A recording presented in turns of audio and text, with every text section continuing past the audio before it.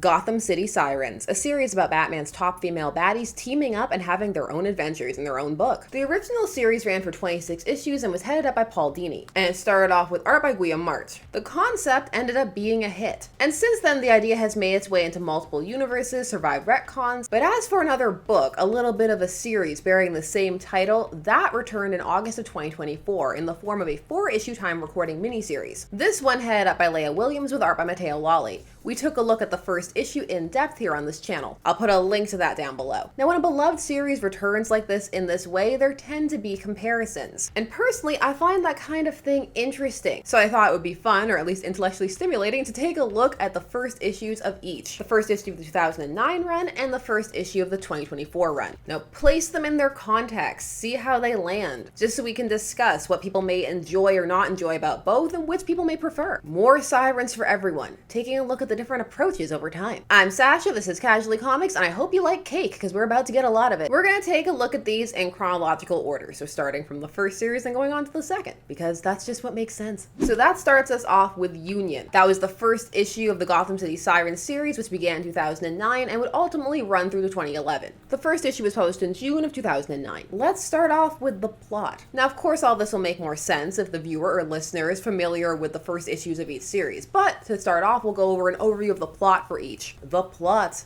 The first issue in 2009 established the concept of the Sirens. It's a getting the band together type of issue. It's giving the women a reason to be working together and explaining what they've been up to while showcasing their relationships with each other. Catwoman is getting back on her feet after the events of Heart of Hush, where her heart was removed. She's not on her A game yet, and also the city is in turmoil. This because of the death of Batman and the battle for the cowl. Death of Batman. He'll be all right. So in general in Gotham, there's just a sense that there's some kind of vacuum. Villains can see that there's a gap in the protection of the city and they're taking advantage. So our B plot that runs next to the Sirens getting together is about a villain called Bone Crusher who's trying to make a name for himself, and he ends up fighting the Sirens. He's part of the start of the issue, and he nearly gets the best of Selina until Poison Ivy steps in. Ivy has been staying with the Riddler, whom she is mind controlling. Catwoman and her are on decent terms, not the best, but friendly enough to catch up. And so we're filled in a bunch of details, like how much money they have, and they also establish some of the character traits just based on how they're talking to each other and how they're handling the environment. Ivy, I paid you over $30 million of Hush's money for helping me get even with him. I know, that was fun. Keep talking while I miss the orchids. Now, I never put any restrictions on what you could do with that money, but part of me hoped you and Harley would do what Holly Robinson did, use it to get out of this life. You do have some left. Not really, I gave it all away. You gave away $30 million? Yes, to the Costa Rican Rainforest Fund, or the Madagascar Reforestation Project, one or the other. You don't even remember? Money is easy to come by for me. Anyway, a little wink, a little kiss, and anyone I choose opens up for me like a blossoming rose. Right, Eddie? Whatever you say, Pamela. Harley is set to move in with Pam since she lost her roommate and is lonely. She also blew her money shopping. Catwoman pitches the idea that they should team up because Gotham City is unstable, and this causes some tensions. Is it because what they're saying about him is true? That there's a new Batman, and the one you had wrapped around your paw is gone? Rumors to the contrary. My relationship with Batman has never been what I'd call stable. Before they team up, Poison Ivy confirms Catwoman's physical soundness with Zatanna, because this is a Paul Dini book, so you are guaranteed at least one Zatanna appearance. Bone Crusher manages to track them down and is soundly taken out, but it destroys the Riddler's house and frees him from Pam's mind control. He takes that out on Bone Crusher. It was not a good issue to be Bone Crusher. The three women go to get a new hideout, which is funded by Catwoman because, as has been established, she's the one left with money. So again, they're working through all the various reasons and what everybody is bringing to the team. However, it's not all sunshine and rainbows, as Pam and Harley decide this is an opportune time to drug Catwoman and find out who is Batman. Now, as for Gotham City Sirens 2024, an issue just called DC Comics Presents Gotham City Sirens, we need to surmise things a bit of a different way, because going in the page order of the comic is not the best way to explain what happened because of how they lay it out. Because there's some gaps in information that need to be inferred, and so it makes more sense to reorder it when describing it. Otherwise, you won't get the best summation. And it must be noted that some of these things are being inferred, they're implied, they haven't been overtly stated, but they seem seem to be what is going on. You can make some strong inferences, but it leaves little wiggle room that they could say things are different later on in later issues. So, to sum up, there is a new drink, XO Punch, on the market in Gotham, and it is highly sought after and causing riots, but there's something off about it. Poison Ivy is studying it this issue for reasons that aren't given. She's just looking into it while this issue is going on. White Rabbit is kidnapped at the start of the issue by a bunch of shirtless cowboy henchmen, but she splits into two beforehand, so Catwoman is able to take the Jane half to Harley and Ivy. It's unclear based on the structure of this issue whether all the women were already working together or not, or if this event is what is bringing them together. Catwoman thinks everything, whatever everything is connected, and is going to investigate further, specifically the robotic bison that had been encountered by Harley while she was walking her hyena. This was the second set piece of the issue after White Rabbit was kidnapped. Through this encounter, the reader is able to infer that the bison are part of some kind of game, an online game that's being played out in the real world, with gamers puppeting people who may be bioorganic robots, or not, as avatars. The bison also seem to somehow run on this XO. Now again, we're going on info that's provided in issue number 1. Time recording issue 2 just dropped, but this is just a one-to-one comparison, as they say. By issue's end, it is revealed that the villain behind all of this is Punchline, who is utilizing a streamer framework to fund her operation, and test out / gain subjects for whatever she is doing. So by the end, we know that she is running this game of some kind, she has these avatars of some kind somehow, she's behind the production of the drink for reasons. All of the whole structure is meant to be a hook of what is going on, and then hopefully the reader will come back to find out. On the plot front, the 2009 issue has the more coherent plot. Everything is laid out and any salient details are explained, some bits in narration boxes, but largely in conversations between the characters. And those read as organic and not as info dumps. Though for some, especially those familiar already with the circumstances and canon and context of the era, they may find it a bit slow. Now, it must be known that the 2009 series was an ongoing, while the 2024 one is positioned time of recording as a mini-series. So that would alter some of the plotting, though some may argue that that should mean that there should be more connective tissue inside the 2024 one because there's less time, less space to get everything that needs to be laid out. That issue, as mentioned, is more about trying to structure itself around a mystery hook, and as a result, very few details are given, and the reasons why any of the characters are doing anything, or why they're together, or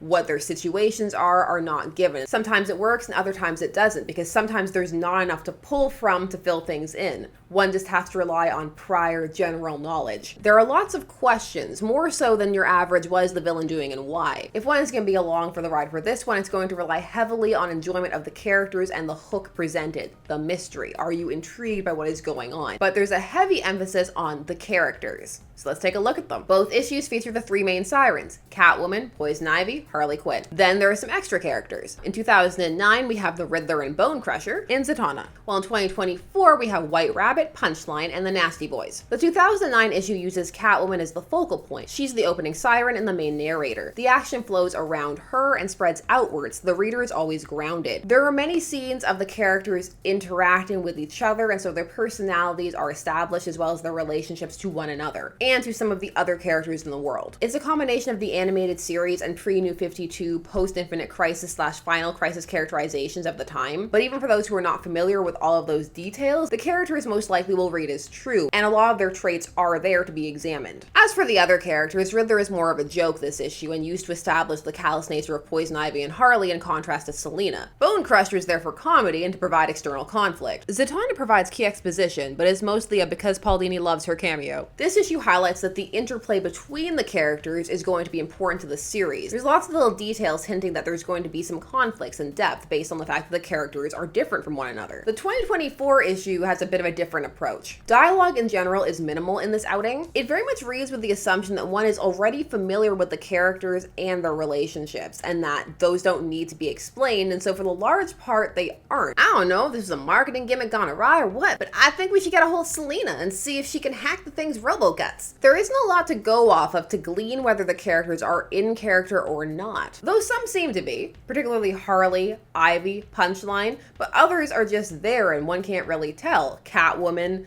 White Rabbit. That isn't to say that there are no character moments, but there are few and far between, and those that are there are largely bolstered through the art. There's a nice moment with Poison Ivy and Harley, where Harley runs in wanting to show Pamela something, and then the art conveys this smile of fondness from Pamela to Harley, that she doesn't mind putting up with her antics and being interrupted. But all of that is being inferred through the art, and also already assumes that the reader is familiar with the relationship between Harley and Ivy, which may be a fair assumption, it may not. In all fairness, it is highly likely. Though So on the whole, this issue is more reliant on the idea that readers coming into it are familiar with these characters, which, based on the fact that it is an update on a pre-existing series, is potentially a safe assumption to make, but there also could be more done inside the issue to flesh out the characters, particularly as it is the first issue, a hook issue, and one that is being presented with a bunch of variants and other things to hopefully get new people interested. Unlike the 2009 issue, the 2024 issue does not really require any significant grasp of the overall canon to know what is going on with the characters, which for some will be a strength. So there's no need to talk about Jason and his bid for the mantle or Catwoman having her heart ripped out. However, for others, that will read as a weakness for those who like that interconnectedness. And overall, there are some moments inside this 2024 issue where for those who are up on their canon details, there are things that are being referenced that could be relevant or would boost the story to be mentioned, and they are not.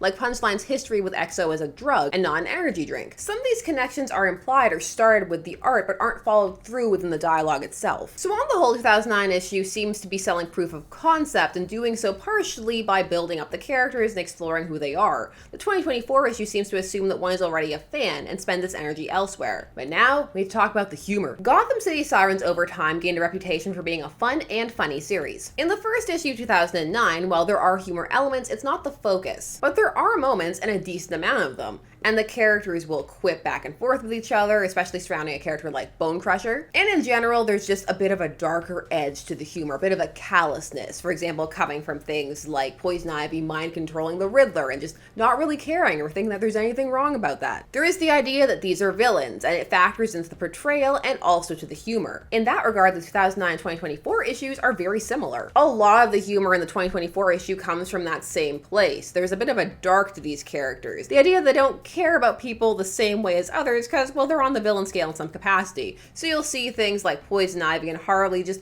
feeding people to plants. Now, because the 2024 issue has very little dialogue, and a lot of what there is are dedicated to the jokes, this endeavor comes across as far more humor-centric than its predecessor. The jokes are not as spread out, and there's nothing in between them a lot of the time. So the whole issue reads as more of a comedic outing with dark elements than as a villain team-up adventure book with some dark comedy elements. Mileage will vary on which people will prefer, as it will with the art. Guillaume Martz, who did the 2009 first issue, has a very distinct and detailed style, and for some a very beloved one. He also did do variant covers for this 2024 series. If you get all four, they're all going to connect. His style is more long lines, detailed faces, a penchant for cake. Matteo Lolli's line work has a more sketch-like and loose style, at least in this book. Both are dynamic. The biggest shift is really in the colors. The 2024 has these vibrant electric neons, while the 2009 issue has a bit more of a standard color palette, which when you look at the two side by side can even appear a bit muted. But one must also note the difference in coloring and drawing technologies and techniques. Those can be considered. But this one is really up in the air as a question of which do you prefer?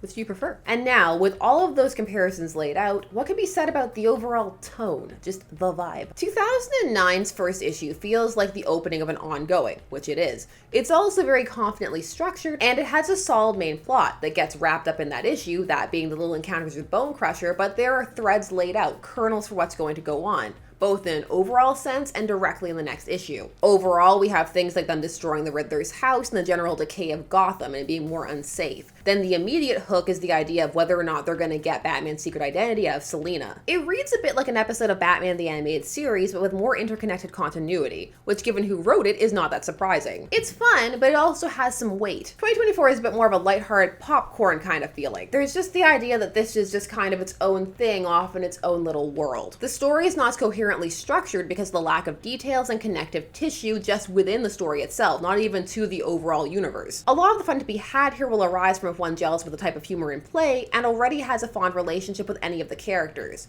or perhaps with the concept already, be it just as an idea in general, having seen it other places or heard about it, or from the prior series. Issue 1 does not approach this with the standpoint that it has lasting weight, which some may argue as a mini it does not need to, while others may say that even so it still could. Minis can have substance, even ones that are just small madcap adventures. The closest thing one could liken this to is if one remembers those animated Flash episodes of Gotham Girls. It has that kind of energy to it. The first really short episodes before things got interconnected. Gotham Girls can also be seen as an inspiration for the concept of the series overall, even back to 2009 in general. and many really enjoyed that series, so if so, they may find things to enjoy here. Both of these number ones are offering slightly different things, but with the same core characters. There are things to like and dislike in both. However, on the whole, 2009 number one is a better constructed comic in terms of presenting key information and structure, as well as balancing the humor with plot and some semblance of depth in regards to the characters themselves. The 2024 issue hits the ground a bit faster with an overarching plot because it has to. And what plot is there has some very intriguing ideas to it, which if played out could place the story in a unique space. But it's very loose on the details, and it feels at points like some things could have been rearranged and that the story would have been stronger for it. They both have strong ending hooks that work for each of their first issue types. 2009's plays on the tension between teammates, and 2024's is working on the what is going on element. Despite not being as tied to overall canon, which some would view as a strength, the 2024 series does seem reliant on prior familiarity and fondness of the characters, or the Gotham City Sirens concept, while the 2009 issue was banking a bit more on one liking the villains, but then also took a lot more time in characterizing them to make one stay invested. They both also have a decent reliance on the idea of cake and selling the book that way. It's quite possible to enjoy both of these for different reasons, or maybe the same ones. One more than the other? Neither? I want to hear from you. Had you read both number ones? If so, which do you prefer? Do you like the fact that Gotham City Sirens has come back? Do you not like that? Do you not like them as a concept? Who's your favorite siren? Your thoughts, I want to hear them. And if you like this concept, let me know by hitting that like button, and also leaving some comments as to what other series we should do this with. Please also do the YouTube things, subscribe, hit that bell notification so that you never miss a vid. Thanks so much as always for taking some time out of your day spent discussing comics with me. I always appreciate it, and I will see you again soon. Bye-bye.